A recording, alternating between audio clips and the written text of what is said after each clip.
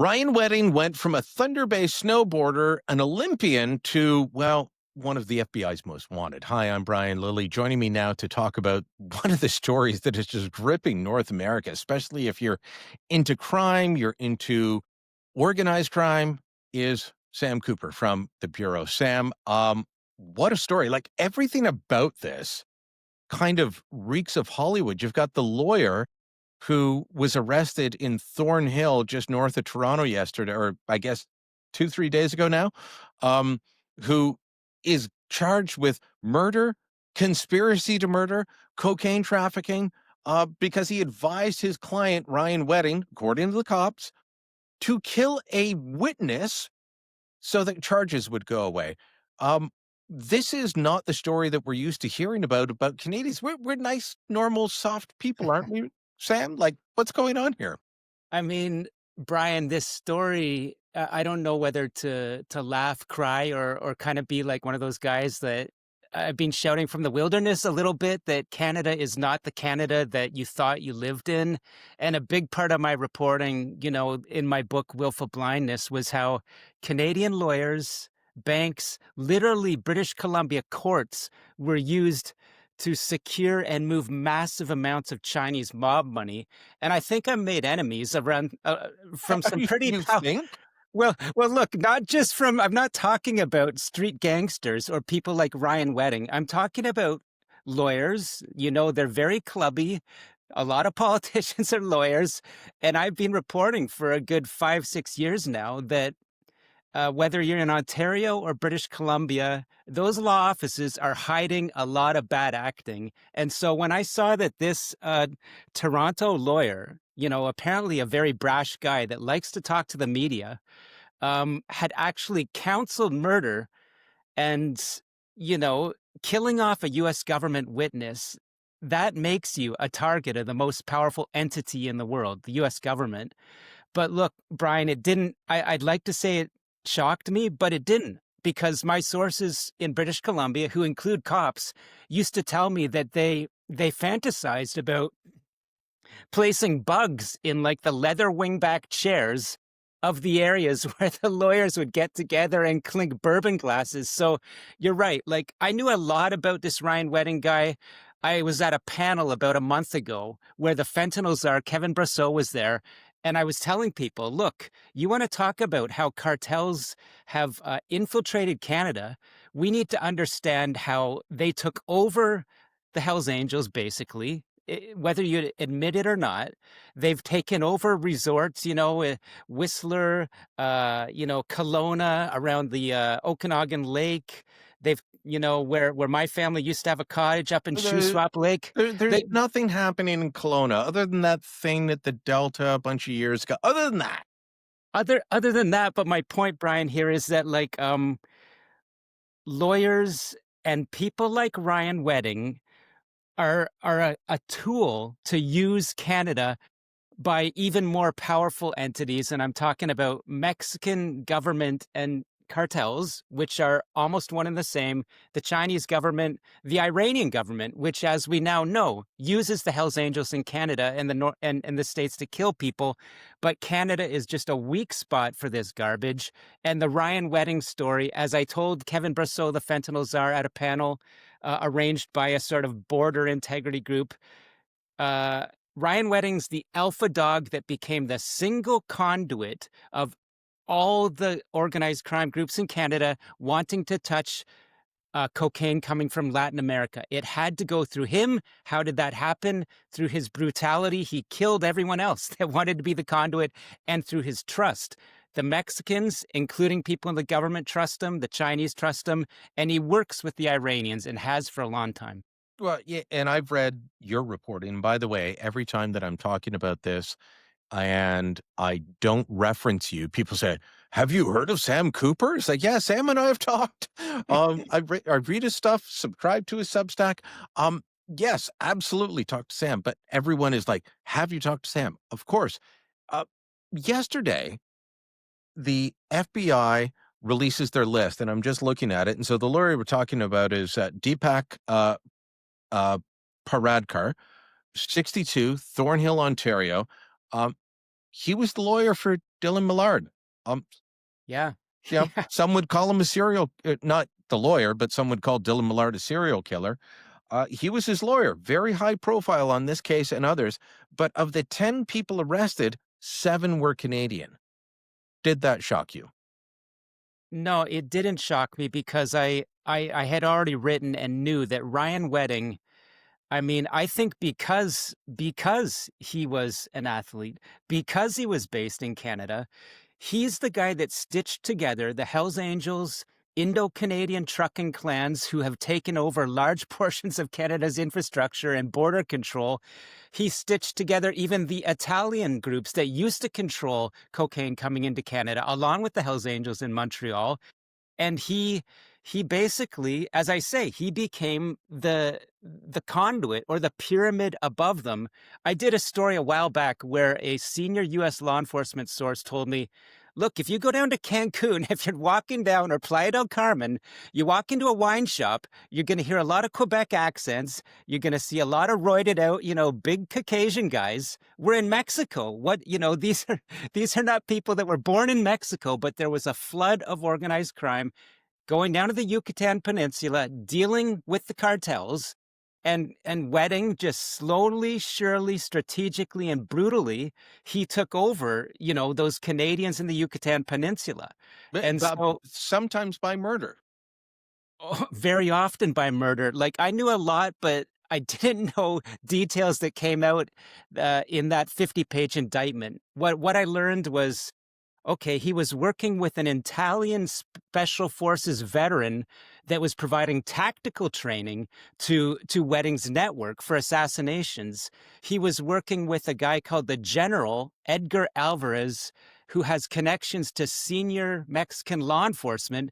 He was providing Wedding the names of targets to take out from Mexican police databases.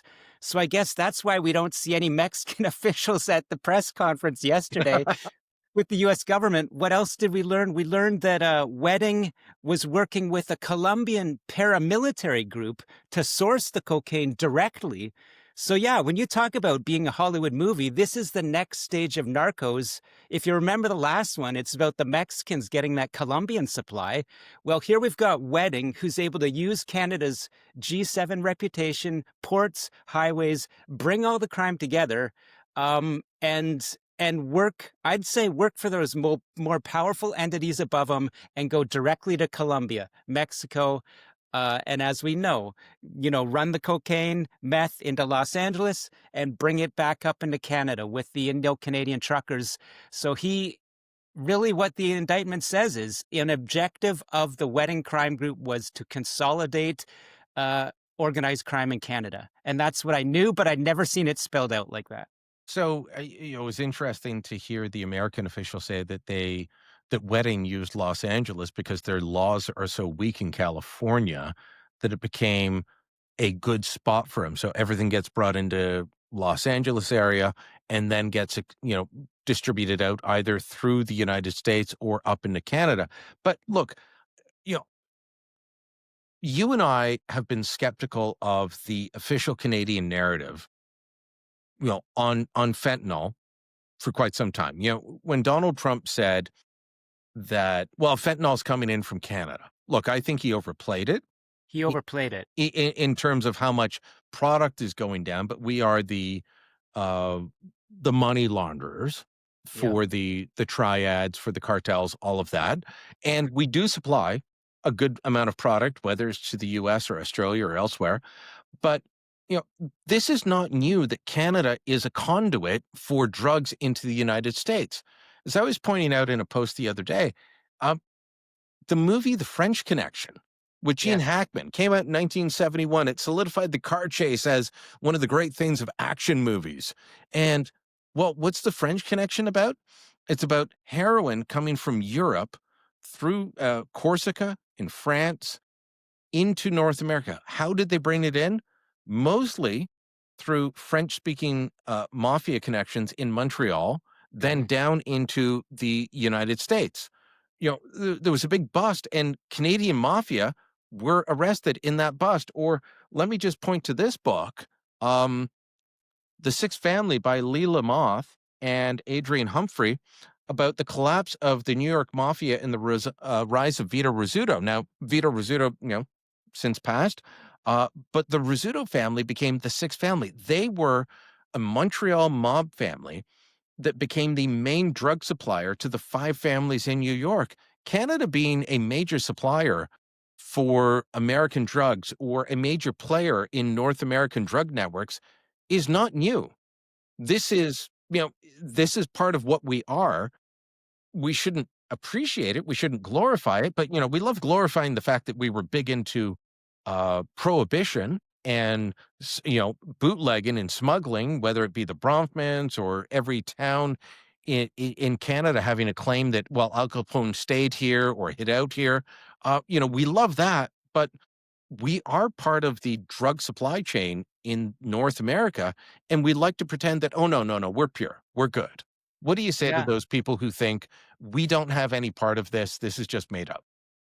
Yeah. I want to jump on what you said about we love the lore about how, some of our, let's say, biggest asset managers may have grown out of, liquor money from the 20s and 30s. But look, we don't like the present day. I tell people is it seems there's a violent home invasion in the city of Vaughan or north of Toronto, one or two a month with 16-year-olds, shooting people. And I say, this is part of the Mexican cartel invasion.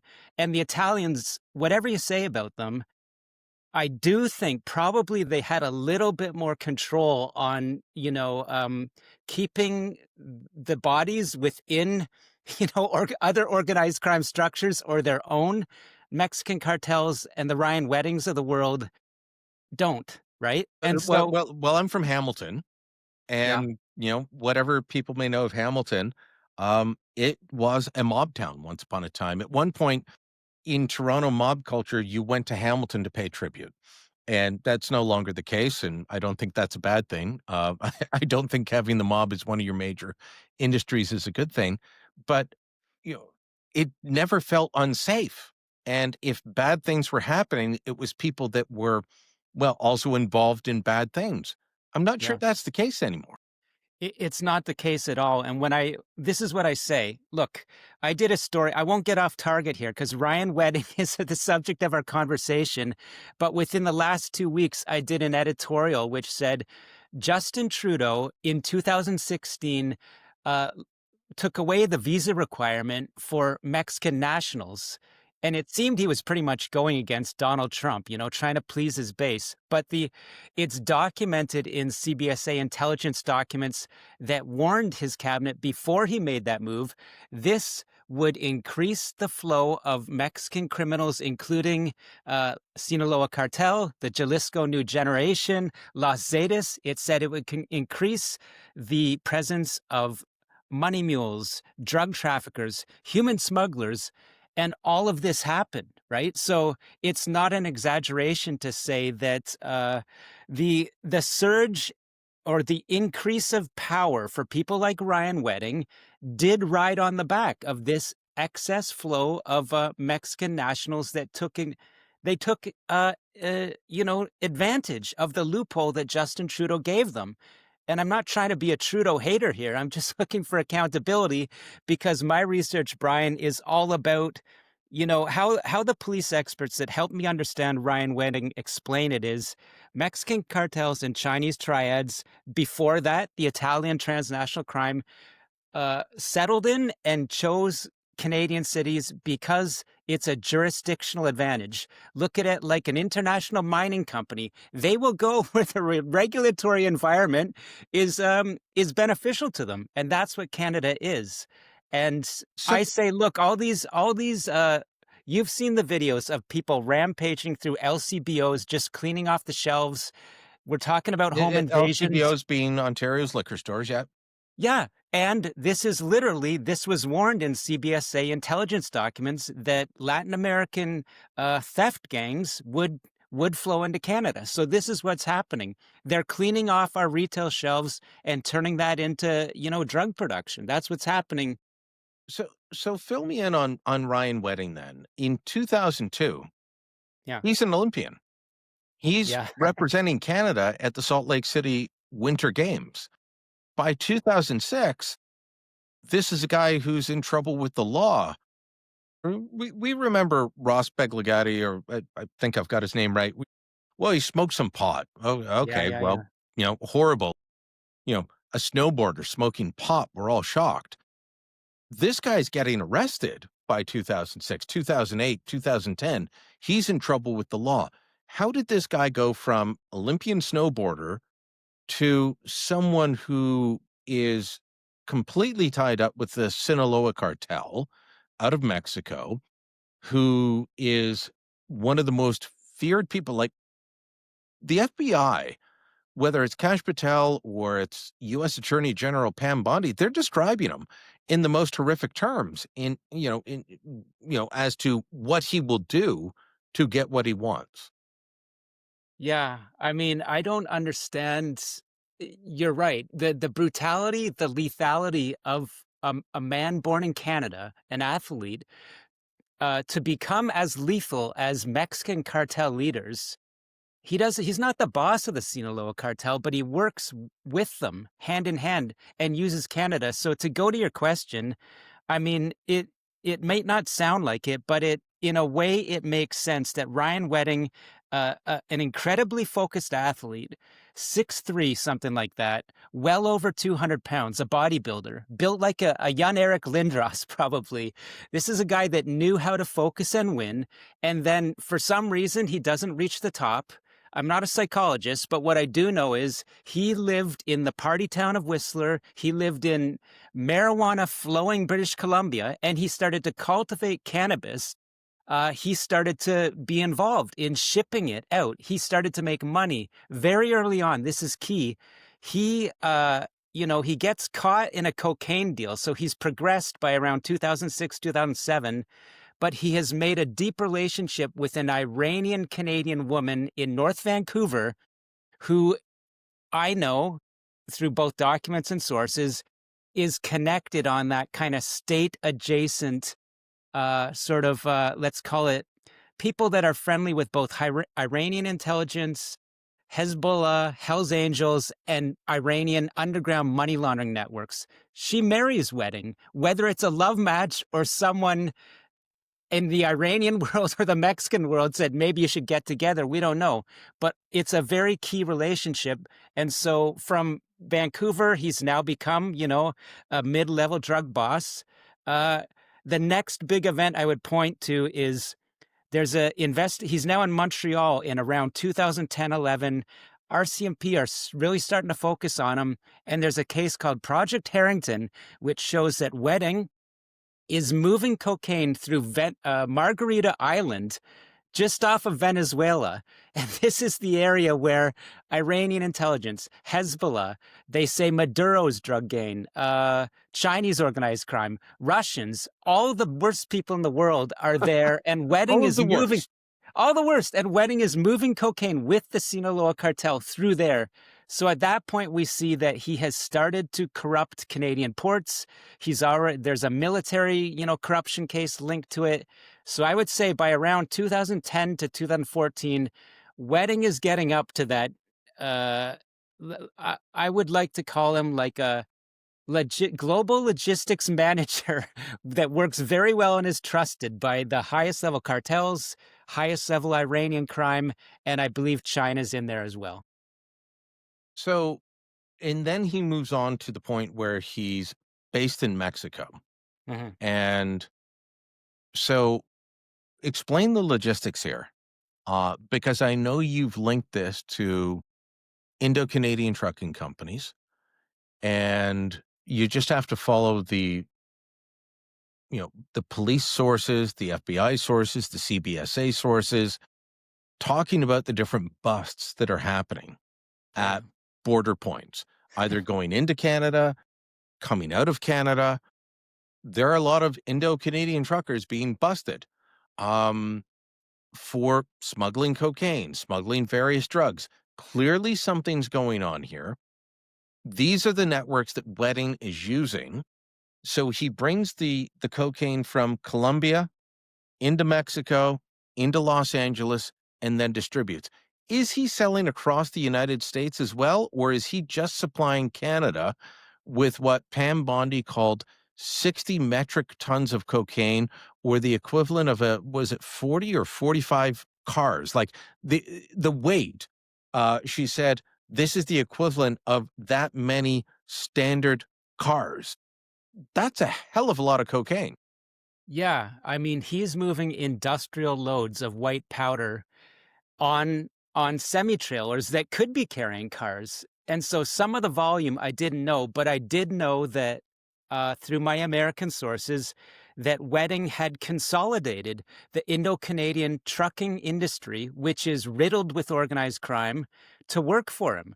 And as you know, as I said, he became the single conduit for Mexican methamphetamine and cocaine coming into Los Angeles, across to American cities, but I believe the most volume coming up into Canada. And then remember, I talked about our So weakness, our laws. he does sell into the US as well. Absolutely. The indictment says he sells into the US and it focused on cocaine, but I'm saying he's moving equal quantities or, well, no, a lot of meth from Mexico. And of course, Canadian networks are making meth up here as well and fentanyl, but the indictment focuses on that cocaine. The point it doesn't hit that I was told from US government sources is why is he bringing so much in to Canada? Because they can get huge markups, shipping it out of Vancouver to Australia and New Zealand, right? Exponential profits above selling to Canada, where the price of cocaine has collapsed because when the Hells Angels and the Italians controlled it, the price was a lot higher. He has just flooded cocaine in, and I believe we can read this from Montreal media talking to, the Surrette and the Quebec police.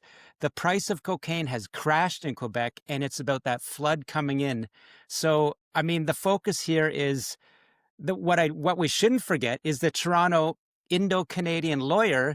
The indictment says he connected Ryan Wedding with the narco traffickers. So that's a point that I want to hammer on. I had no idea that it seems that that lawyer is the one that bridged Ryan Wedding into those Indo-Canadian organized crime trucker clans. And that's Deepak Paredkar, the man that, according to US officials, advised him to kill a witness to make charges go away.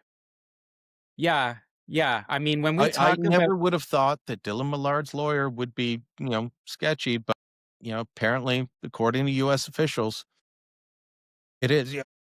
Uh, but again, we go to him, we go to Ona, 40 of Anta Laval, Ursula Antaona. Singh Bal, 31 of Mississauga, Lister Chapman of Calgary, 33, Mad Zatuan, 35 of Edmonton. We've got uh, Edwin Hernandez, 31 of Montreal. We've got Roland Sokolowski, Sokolowski, 37 of Toronto. 7 out of 10 people arrested are Canadian. This is a Canadian problem. Are It's we a taking it Canadian problem. seriously in this country? I know Mike Duhame, the RCMP commissioner, was down in Washington for the news conference yesterday. Then he flew back and he did the usual political chat shows. Um, but your writing, your reporting has been that the Americans are suspect when it comes to the RCMP. And this is not Yeah. picking on Commissioner Duham directly. This is not picking on frontline officers. This is that they simply don't trust them anymore. Why? A Absolutely. So, I'm glad you brought up that point. I've got my pen so that I don't make any mistakes here, because this is important. I'm talking about Canadian You police. be careful. I've interviewed Gary Clement about this sort of thing before, and I know you know Gary, you work with Gary. Um, be careful, but Yeah. explain why the Americans are, suspect about working with Canada. Okay, so here's the exclusive story that I did. I believe it's 4 months ago.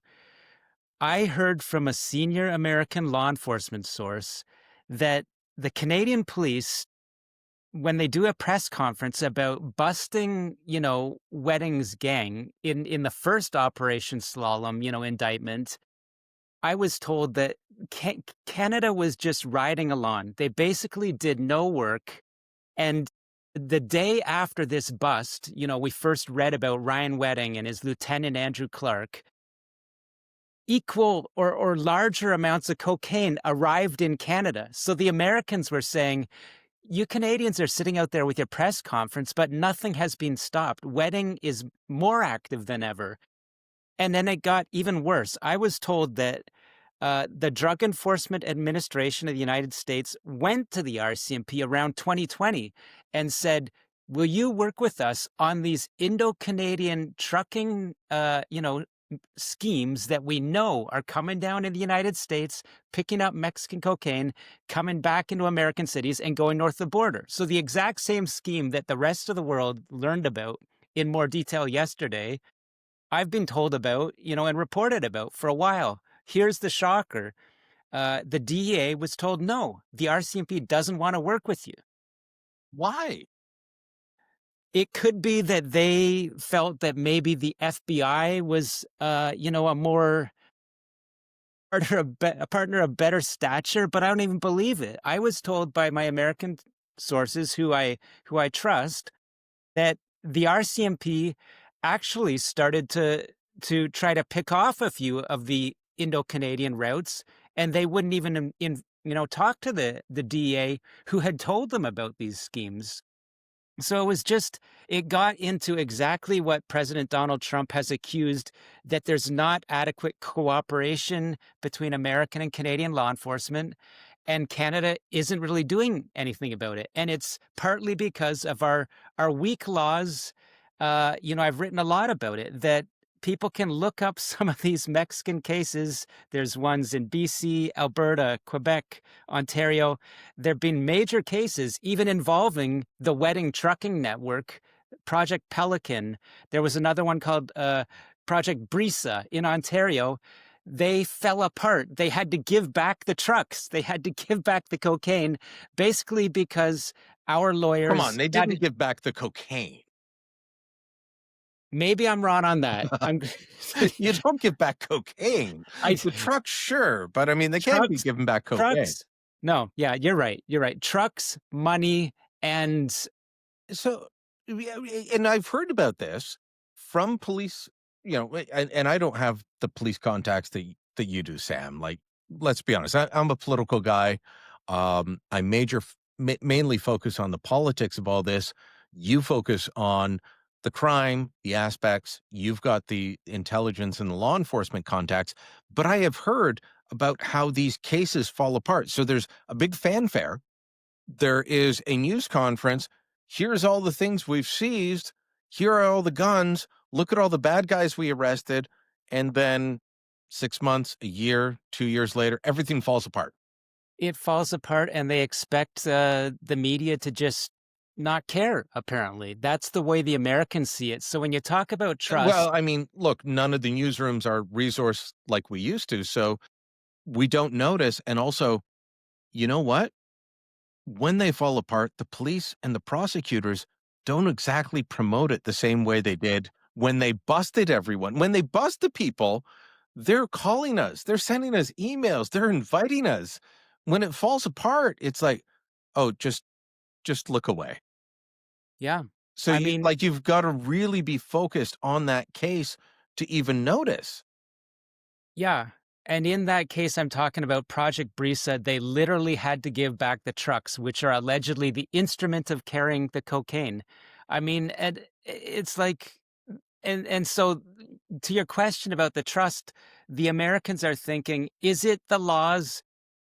Is it, could it be that there's corruption? Could it be a lack of political will in Canada? And another thing that we learned in this indictment that came out is that this Toronto lawyer was said to be bribing people. Something else that caught my eye is he had been communicating with Wedding and his lieutenant about taking out some Indo-Canadian trucker that they believed had stolen cocaine. And as you know, a family of innocent people in Caledon who Yeah, were you mistaken for family members got killed. And then this lawyer somehow obtained police seen evidence from the OPP and sent it to a weddings lieutenant. So how did that happen, right? I don't know if that's a case of corruption, but I do know that the American sources say they believe that there's a very leaky system in Canadian law enforcement and the courts don't work. Yeah, you wrote about that family that was uh, killed in a case of, would I be right in saying mistaken identity? Absolutely mistaken. There was an assassin team that broke into a home that they thought belonged to the trucker that they thought had stolen 300 kilos of coke. And whole family killed over that. The Um, mother and the father and the daughter was injured. Yeah. so what needs to be done here? Um, you've got a long history of looking at corruption within the Canadian system. Reported extensively on the money laundering that was going on through BC casinos. I'm sure you've barely scratched the surface on what's going on with Ontario. But in terms of these drug trafficking cases, what needs to be done? I remember reading one of your stories where you said that American officials working with Canadians had said um, that we won't work with this specific person anymore. And then they showed up at a meeting and that person was in the room. They closed their briefcase and walked out. Um, is there still trust between the American drug officials and the Canadians? I know they had Mike Deham down there, but Yeah, I think that was window dressing, really, Brian. I mean, here's the thing. Yeah, I did report on a source saying that the Americans had left a meeting because they said a CBSA intelligence person, we believe they're corrupt. The guy comes to the next meeting. And so the Americans are like, goodbye. I believe some American sources read that story and said, yeah, Cooper was right about that. And they started to tell me more. So, what needs to happen? Let me add this. I'm sure you've seen this clip of a senior OPP guy a few days ago came out and said, we have 7 transnational organizations in Canada, Mexican cartels, Chinese. They're involved in corruption in Canada, including, I believe he said CBSA. So again, that points to now I'm glad that what needs to happen, Brian, we have some solid Canadian cops admitting there's a deep problem. Another one, Thomas Creek, the head of the OPP and the chief of Canadian Association Police Chiefs, I believe they call them, months ago said, we were warning Ottawa back in 2020 that our laws are inadequate, they're dated, they don't deal with this modern organized crime. And so we, the police, need new tools. I don't want to ramble on legal things that bore people, but I testified in Ottawa and I said, Canada lacks racketeering laws of the type. Brian, you were talking about the 5 families. The US government cracked down on the 5 families with racketeering laws. We RICO. don't have, right? We don't have them. And so, yeah, we need to start with a few modern laws so we can work with the Americans, the Australians, and not be a weak link. Because if you don't Yeah, care about, but aren't they taking care of this by making it so that they can seize our phones at the border? And we're all worried about the Americans seizing our phones, but now we've got Bill C2 that will allow Canadians to do that and all kinds of things to look at you. Um, what about actual corruption laws? What about RICO laws? What about racketeering laws? that was my first reaction to that bill. Like, I know there are some things within that bill that will help the Yeah, police crack. there's some good and there's some bad. Yeah, there's some good and some bad. Police should have the power. Here's the fix. No, all Canadians shouldn't be subjected to those, you know, boundless surveillance powers. RICO law helps the police target the known Ryan weddings, the known triad bosses that we know. Like, this stuff isn't secret, right? We know who the criminals are in Canada. We know they come, in many cases, from powerful other nations to work with Ryan weddings that are born here. So a RICO law helps the police bring cases to court so they don't fall apart like that Brisa where they have to give back a semi-trailer and no one goes to jail. let me ask you about this. If we had said that Canadians were involved in drug trafficking, North American wide, including into the United States, whether it's into the United States through Mexico or into the United States through Canada, if we had said that before Donald Trump, wouldn't have been controversial. Since Donald Trump said Canada is bringing fentanyl into the US, no, oh no, we're pure. We never do any of this. What is Canada's role in the fentanyl side? Give me like the pure, unvarnished truth on this, because I think it's somewhere between Donald Trump's "we're a major supplier" and Mhm. the Canadian government stance of "we don't do anything." Uh, I've seen the super lab busts. I've talked to Premier Danielle Smith, who said, "Look, what was she told me about 7, 8 months ago that in Western Canada, you know, the shipment of fentanyl down to the US from Western Canada, Alberta, and British Columbia specifically is a real thing and a problem. In other parts of the country, there are other issues, human smuggling, drug, money laundering, etc." From what you know, in talking to all the different law enforcement sources that you talk to, is fentanyl from Canada part of this flow of drugs that include meth and cocaine into Canada, exported out? What is our role in the fentanyl trade? Yeah, and this is where I got my pen, so I do have my data points.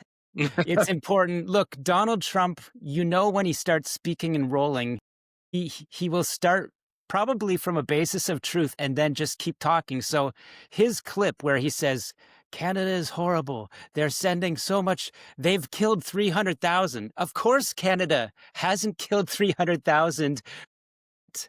What has happened is I'll go to a source, Derek Maltz, former head of the DEA, and one of the people that advised Donald Trump that Canada isn't cooperating.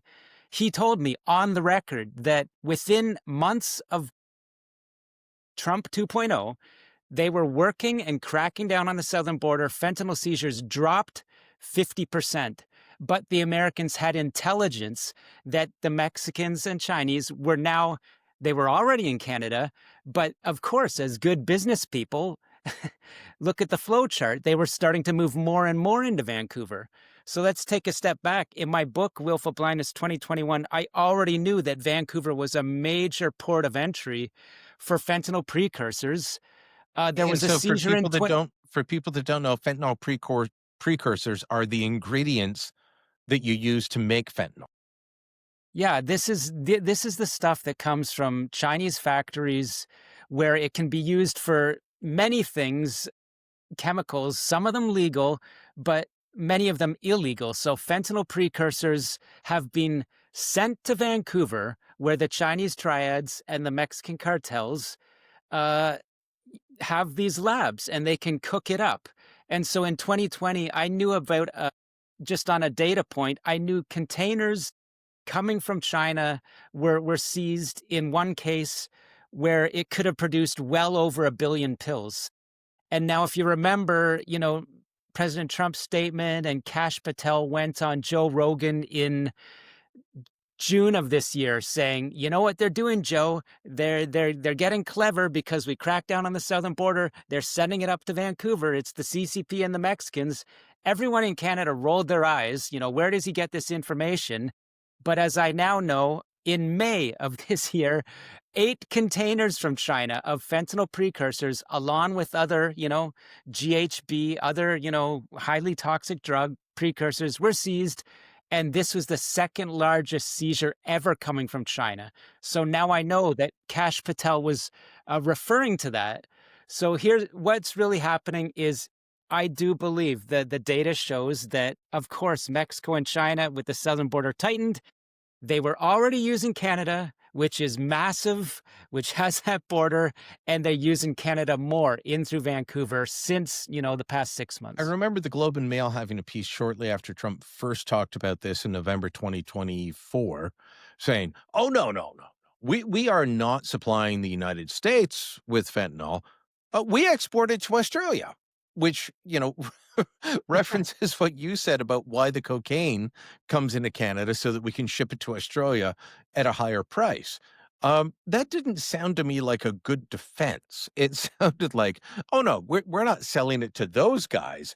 We're selling it to those." It's like the guy who gets caught cheating. "Oh, no, I wasn't cheating with that girl because I Yeah. was with that girl." She wasn't as good looking as the one you're pointing to.